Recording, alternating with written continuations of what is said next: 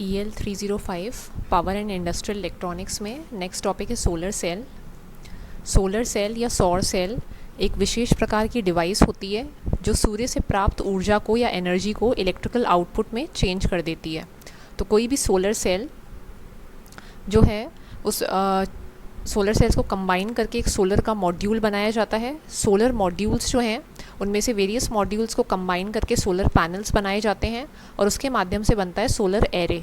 जो solar array होते हैं वो यूज़ होते हैं एक पीवी सिस्टम में, अर्थात फोटोवोल्टेइक सिस्टम में। उसके माध्यम से ही जो सूर्य की ऊर्जा है, अर्थात जो क्लीन एनर्जी है, जो कॉस्ट फ्री एनर्जी है, उसको इस सर्किट के माध्यम से एसी आइसोलेटर्स में या इलेक्ट्रिसिटी मीटर्स में, इन्वर्टर्स में, चार्ज कंट्रोलर्स में या बैटरी में या डीसी आइसोलेटर्स में काम में लिया जाता है। तो वेरियस यूजेस हैं सोलर सेल के, और सोलर सेल एक ऐसी इलेक्ट्रॉनिक डिवाइस है जो पावर इलेक्ट्रॉनिक्स के केस में उच्च रेटिंग पे ये डिवाइस कार्य करती है। और यह डिवाइस जो भी हमारे पास सोलर एनर्जी का या लाइट का इनपुट होगा उसको चेंज कर देगी, परिवर्तित कर देगी किसी इलेक्ट्रिकल आउटपुट में। जो सोलर सेल होता है उसकी परिभाषा या उसकी डेफिनेशन, यह सौर ऊर्जा को विद्युत ऊर्जा में परिवर्तित करता है, अर्थात जो सोलर एनर्जी है उसको चेंज कर देता है इलेक्ट्रिकल एनर्जी में। Solar cell produces both a current and a voltage. ये जो सोलर सेल होता है, सौर सेल, यह धारा तथा वोल्टेज उत्पन्न करता है। तो जो भी लोड हमने कनेक्ट किया है, जो भी लोड का प्रतिरोध कनेक्ट किया है, उसमें से आउटपुट करंट जो है उसके अनुसार आउटपुट की वोल्टेज हमें प्राप्त हो जाती है। तो जो भी हमारा इनपुट था सोलर एनर्जी का, उसको यह चेंज कर देता है इलेक्ट्रिकल आउटपुट में। तो जो हमारे पास सोलर सेल होता है वो सोलर सेल कुछ इस प्रकार का होता है। इसमें हमारे पास सबसे पहले लाइट इल्यूमिनेट करेगी, अर्थात जो भी लाइट का इनपुट है वो दिया जा रहा है, यह लाइट का इनपुट पूरी डिवाइस में इस एंड लेयर तक जाए। इसीलिए यहाँ पर ट्रांसपेरेंट कंडक्टिंग लेयर लगी हुई होती है, अर्थात यहाँ पर जो लेयर लगी हुई होती है वो ट्रांसपेरेंट होती है, जिसके माध्यम से जो इनपुट है वह इस सेमीकंडक्टर पदार्थ तक जाए। उसके पश्चात जो इलेक्ट्रॉन होल पेयर्स उत्पन्न होते हैं, EHPs या इलेक्ट्रॉन होल पेयर्स जो जनरेट होते हैं, उसी के कारण धारा सर्किट में प्रवाहित होती है। तो यहाँ पर मेनली एक PN जंक्शन होता है। उस PN जंक्शन में एक होती है टॉप मोस्ट लेयर और एक होती है उसकी बॉटम लेयर। उन दोनों लेयर्स में, अर्थात उस PN जंक्शन पे जो डिप्लीशन लेयर बनता है और तथा जो इलेक्ट्रॉन होल पेयर्स उत्पन्न होते हैं, उसी से इस लोड सर्किट में, एक्सटर्नल सर्किट में धारा प्रवाहित होती है। लोड के अक्रॉस जो आउटपुट का लोड करंट है उसको अगर हम रेजिस्टेंस से मल्टीप्लाई करेंगे तो हमें आउटपुट की वोल्टेज मिल जाएगी। तो जो भी इसके अक्रॉस वोल्टेज है वो उत्पन्न हो जाएगा। ये डिपेंड करेगा कि हमने जो लाइट इनपुट है वो कैसा दिया है और यहाँ पर जो मटेरियल काम में लिए हैं जंक्शन के लिए वो कौन से हैं। तो सोलर सेल के लिए जो पदार्थ यूज़ किए जाते हैं, जो मटेरियल्स यूज़ किए जाते हैं,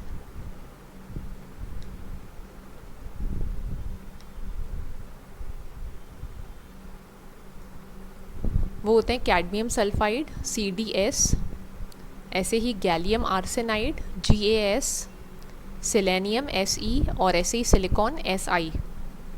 तो ये पदार्थ काम में लिए जाते हैं। इन पदार्थों की सहायता से ही जो जंक्शन बनाया जा रहा है उस जंक्शन में ये देखा जाता है कि जो लाइट का इनपुट है उससे लेकर जो बॉटम वाली लेयर है उस तक जो लाइट का इनपुट है वह पहुंच रहा है और सर्किट में उसके कारण इलेक्ट्रॉन होल पेयर से धारा प्रवाहित हो रही है।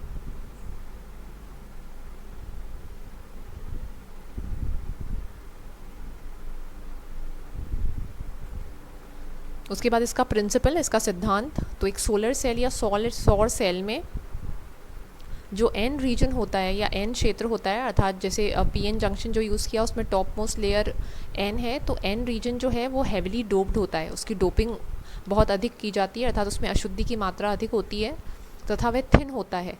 थिन इसीलिए होता है अर्थात उसकी जो थिकनेस है वह कम रखी जाती है, जिससे कि most of the light input जो है वो पेनिट्रेट कर पाए और यह लाइट जो है वह नीचे के पी भाग तक भी पहुंच पाए। तो PN जंक्शन जो है वहाँ पर मैक्सिमम लाइट का इनपुट आ पाए और बहुत शीघ्रता से आ पाए, इसीलिए यह रीजन जो एन वाला होता है वो हेवली डोप्ड होता है और ऐसे ही थिन होता है, जिससे कि अधिकतम जो फोटॉन्स हैं, जो लाइट का इनपुट दिया जा रहा है अर्थात जो सूर्य से ऊर्जा प्राप्त हो रही है, उसमें जो फोटॉन्स हैं वो एन लेयर के माध्यम से भीतर तक पहुँचे जहाँ पर पीएन जंक्शन बना हुआ है। इससे इलेक्ट्रॉन होल पेयर्स उत्पन्न होते हैं और सर्किट में धारा जो है वह प्रवाहित होती है। जो इलेक्ट्रॉन होल पेयर्स सर्किट में उत्पन्न होते हैं, उन्हीं के कारण जो करंट है वह फ्लो करता है सर्किट में, और जो सूर्य की ऊर्जा है उससे इलेक्ट्रिकल आउटपुट जो है वह उत्पन्न होता है। उसके बाद इसकी संरचना, इसकी बनावट, इसकी संरचना में निम्न भाग होते हैं। जैसे ऊपरी परत जो होती है वह पारदर्शी होती है अर्थात ट्रांसपेरेंट होती है, जैसे ग्लास कवर। तो ऊपर वाली परत पारदर्शी ट्रांसपेरेंट ग्लास कवर होती है, जिससे कि मैक्सिमम लाइट का इनपुट जो है वह नीचे वाली लेयर तक पहुंच सके। उसके पश्चात होती है एक एडहेसिव लेयर। एडहेसिव लेयर इस पारदर्शी लेयर को एंटी रिफ्लेक्शन कोटिंग वाली लेयर से जोड़े रखती है। तो एडहेसिव लेयर पारदर्शी लेयर को, जो ग्लास कवर काम में लिया है, उसको एंटी रिफ्लेक्शन कोटिंग से जोड़ने का कार्य करती है। उसके बाद आती है एंटी रिफ्लेक्शन कोटिंग या परावर्तक विलेय। तो जो एंटी रिफ्लेक्शन कोटिंग या प्रति परावर्तक विलेय वाली लेयर होती है, इसके माध्यम से जो रिफ्लेक्शन है उसको प्रिवेंट किया जाता है, अर्थात जो भी किरणें भीतर आ रही हैं, जो भी फोटॉन्स भीतर आ रहे हैं, उनका रिफ्लेक्ट होकर यदि उनमें से कुछ जो लाइट की रेज़ हैं उनका रिफ्लेक्शन नहीं हो, अर्थात मैक्सिमम लाइट इनपुट मिले, तो जो अमाउंट ऑफ लाइट कपल्ड है, अर्थात जो इंसिडेंट लाइट है, जो भी सूर्य से प्राप्त लाइट है, उसके अमाउंट को इंक्रीज़ करने के लिए यूज़ करते हैं ये एंटी रिफ्लेक्शन कोटिंग। उसके बाद आता है मेटालिक ग्रिड। मेटालिक ग्रिड जो होती है वह एल्यूमिनियम या सिल्वर की बनी हुई होती है, और ये ग्रिड लाइक स्ट्रक्चर होता है जिसमें विभिन्न प्रकार की परतें होती हैं जो आपस में जुड़ी हुई रहती हैं। इस मेटालिक ग्रिड के पश्चात होते हैं मेटालिक कॉन्टैक्ट्स, जिसके माध्यम से जो सिरे हैं उनको सर्किट में कनेक्ट किया जाता है या जोड़ दिया जाता है। तो इसकी संरचना या कंस्ट्रक्शन में ऊपर तो ग्लास कवर है, एडहेसिव लेयर तथा एंटी रिफ्लेक्शन कोटिंग के बाद मेटालिक ग्रिड और उसके बाद मेटालिक कॉन्टैक्ट्स।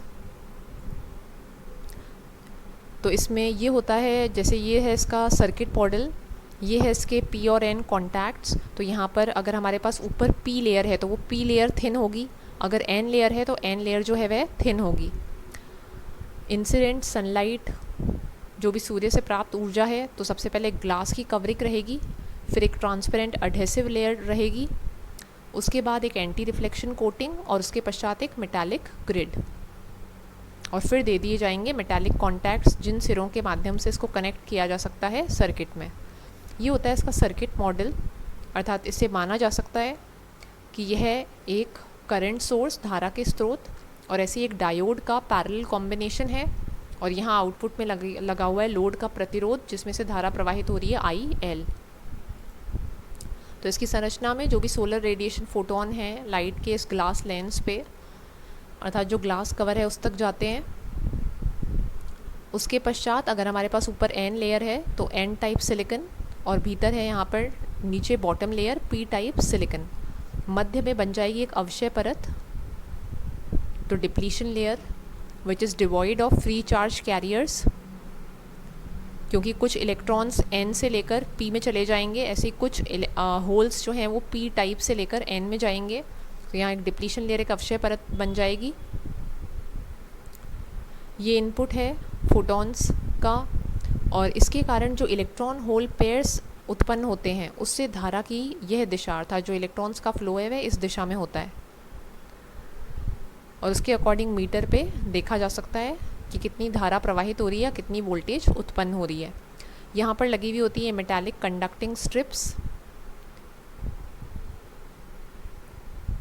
जिसके माध्यम से इसको सर्किट में कनेक्ट किया जाता है।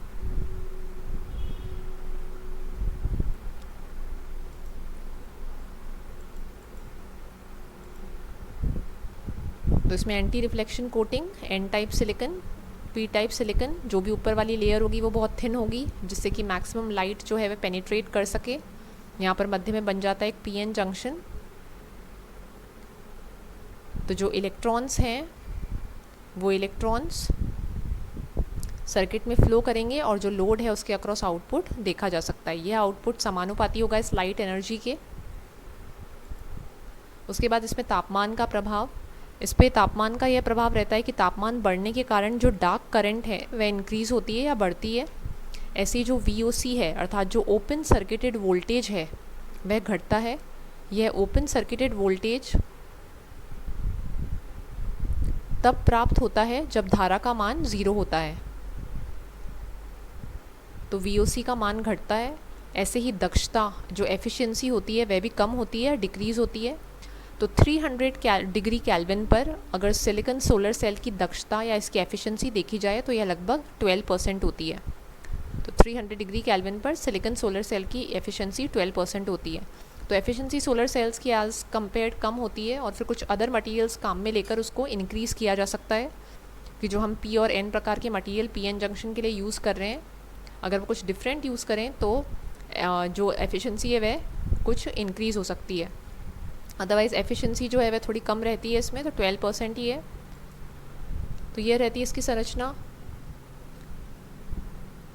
कि हमारे पास इलेक्ट्रिकल कॉन्टैक्ट्स दिए हुए हैं और यहाँ पर ये एंटी रिफ्लेक्टिव कोटिंग जो है वह लगी हुई होती है। यहाँ पर एक टफेंड ग्लास रहता है इसका कवर जो ट्रांसपेरेंट रहता है, जिससे कि मैक्सिमम सूर्य की ऊर्जा अर्थात मैक्सिमम फोटॉन्स इंसर्ट हो सकें और मैक्सिमम इलेक्ट्रॉन होल पेयर्स को उत्पन्न कर सकें, उनको ऊर्जा प्रदान कर सकें। उसके बाद इसके नीचे लगी हुई होती है एक पॉलीमर की बैक शीट और बैक में लगे हुए होते हैं ये इलेक्ट्रिकल कॉन्टैक्ट्स और इन्हीं के माध्यम से लोड से इसको कनेक्ट किया जा सकता है।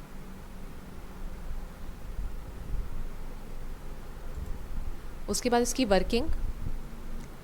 वर्किंग में हमारे पास रहेगा कि जो फोटॉन्स है वो स्ट्राइक करते हैं वैलेंस इलेक्ट्रॉन्स को और एनर्जी का ट्रांसफ़र होता है तथा धारा प्रवाहित होती है, अर्थात जो भी लाइट के फोटॉन्स आएंगे वो कोलाइड करेंगे इन वैलेंस इलेक्ट्रॉन्स के साथ, जिसके कारण ऊर्जा का हस्तांतरण होता है और इलेक्ट्रॉन होल पेयर्स उत्पन्न होते हैं। उसी से सर्किट में जो करंट फ्लो है वह होता है। अब मटेरियल में जो एब्जॉर्प्शन ऑफ लाइट है उससे इलेक्ट्रॉन हायर एनर्जी में पहुंचते हैं, अर्थात जो लाइट एब्जॉर्ब की, जो फोटॉन्स एब्जॉर्ब किए डिवाइस ने, तो उस मटेरियल में फोटॉन्स एब्जॉर्ब होने के कारण इलेक्ट्रॉन्स जो हैं वो हायर एनर्जी स्टेट में पहुंचते हैं। ये इलेक्ट्रॉन सोलर सेल से एक्सटर्नल सर्किट में जाते हैं और धारा को प्रवाहित करते हैं।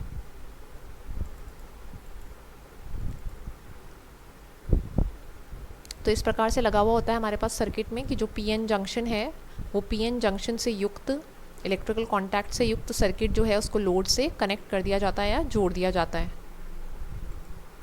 तो electron hole pairs depletion region में उत्पन्न होते हैं तथा बिल्ट इन पोटेंशियल और इलेक्ट्रिक फील्ड के कारण इलेक्ट्रॉन्स जो होते हैं वो N रीजन की ओर मूव करते हैं।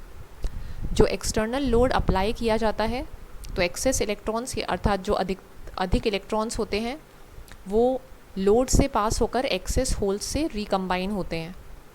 इस रिकॉम्बिनेशन के कारण ही धारा सर्किट में अर्थात सोलर सेल से जुड़े हुए सर्किट में प्रवाहित होती है।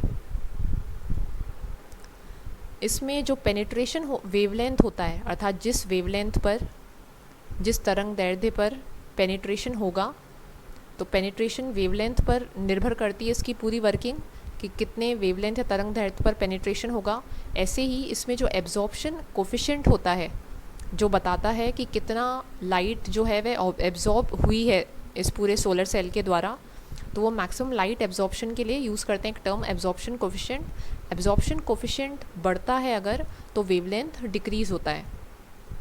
जैसे एब्जॉर्प्शन कोफिशिएंट अगर हम अल्फ़ा से दिखाएं तो अल्फ़ा इक्वल टू 4πk/λ, अर्थात लैम्डा के व्यतक्रम समानुपाती होता है अल्फ़ा। तो alpha absorption coefficient lambda wavelength के व्यतक्रम समानुपाती होता है। वेवलेंथ डिक्रीज़ होता है तो एब्जॉर्प्शन कोफिशिएंट जो है वह इंक्रीज़ होगा।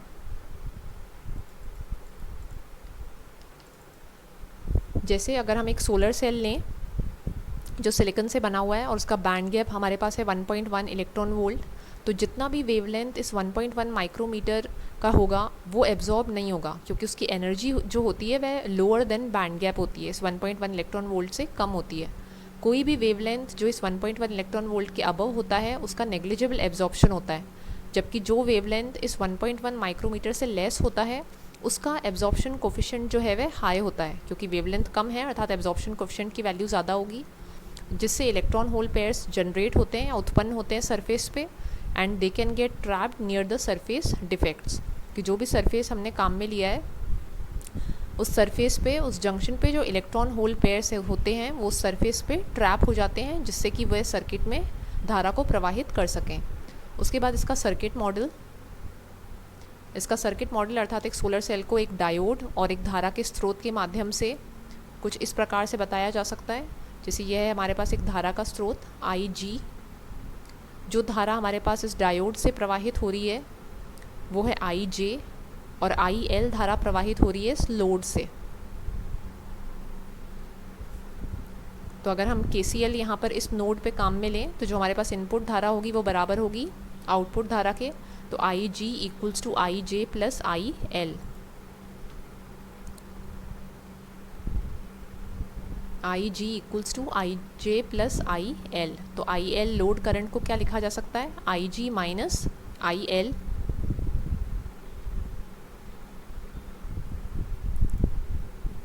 और यहाँ पर IG माइनस IL, जो IL होता है उस IL को कहा जाता है, अर्थात उस धारा को, इस IJ जो धारा है हमारे पास IL हो गया IG माइनस IJ, तो जो IJ है उसको लिखा जाता है IS e to the power lambda V minus 1।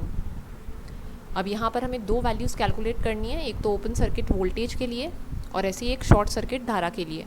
तो जो VOC है ओपन सर्किट वोल्टेज के लिए, उसमें IL का मान 0 होता है, तो इस समीकरण में, इस पहली इक्वेशन में IL का मान 0 पुट कर दिया, तो 0 equal to IG minus IS e to the power lambda V minus 1। तो यहाँ से IG upon IS equal to e to the power lambda VOC minus 1, या e to the power lambda VOC equal to IG upon IS plus 1। Lambda VOC यहाँ से अगर निकालें तो यहाँ पर ये ln हो जाएगा, तो ln of IG upon IS plus 1। तो VOC हमारे पास क्या हो जाएगा, 1 अपॉन लैम्डा, लैम्डा इधर चला जाएगा, डिवाइड हो जाएगा, ln IG upon IS plus 1। जब हम शॉर्ट सर्किट ISC निकालते हैं, शॉर्ट सर्किट करंट, उसके लिए हमें इसमें क्या करना होगा, V की वैल्यू रखनी होगी 0। तो इसी पहले समीकरण में, फर्स्ट इक्वेशन में, अगर हम V की जगह 0 रख देंगे तो हमारे पास IL की वैल्यू, IL क्या है, ISC शॉर्ट सर्किट धारा, तो ISC की वैल्यू हो जाएगी IG माइनस, यहाँ पर वैल्यू है IS, तो IS as it is e to the power lambda into V है 0, तो e टू द पावर हो जाएगा 0 माइनस 1, यहाँ पर e टू द पावर 0 1, तो वैल्यू हो जाएगी 1 माइनस 1 0, अर्थात ISC बराबर हो जाएगा IG के। जो यहाँ पर ISC हमारे पास जो शॉर्ट सर्किट धारा प्रवाहित होगी वो किस धारा के बराबर हो जाएगी, हमारे पास IG के।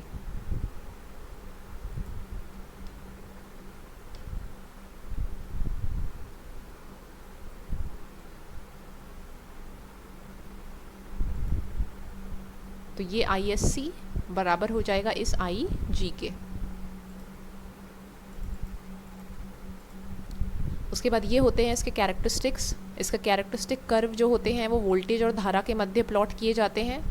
तो इसमें यहाँ पर कुछ इस प्रकार से ग्राफ प्राप्त होता है, जो VOC है और ऐसे ही जो ISC है उस पर हमें वोल्टेज जो पावर है हमारे पास वो 0 रहता है इसका। ये वोल्टेज है VOC, ऐसे यहाँ पर धारा है ISC। तो इसमें यहाँ पर जो एक मैक्सिमम वैल्यू होती है I max, और ऐसे यहाँ पर एक मैक्सिमम वैल्यू है V max। इस मैक्सिमम पॉइंट के लिए ये जो एक रेक्टेंगल बनता है, इस रेक्टेंगल का एरिया कहलाता है maximum power rectangle, P max equal to V max into I max। तो कुछ इस तरीके से ग्राफ इसका बनाया जा सकता है, इस प्रकार का ग्राफ आता है। इसमें ये बनता है हमारे पास मैक्सिमम पावर रेक्टेंगल, जिसमें पावर की वैल्यू मैक्सिमम होती है क्योंकि धारा और वोल्टेज जो हैं वह दोनों ही अधिकतम मान के होते हैं। तो कुछ ऐसा होता है इसका।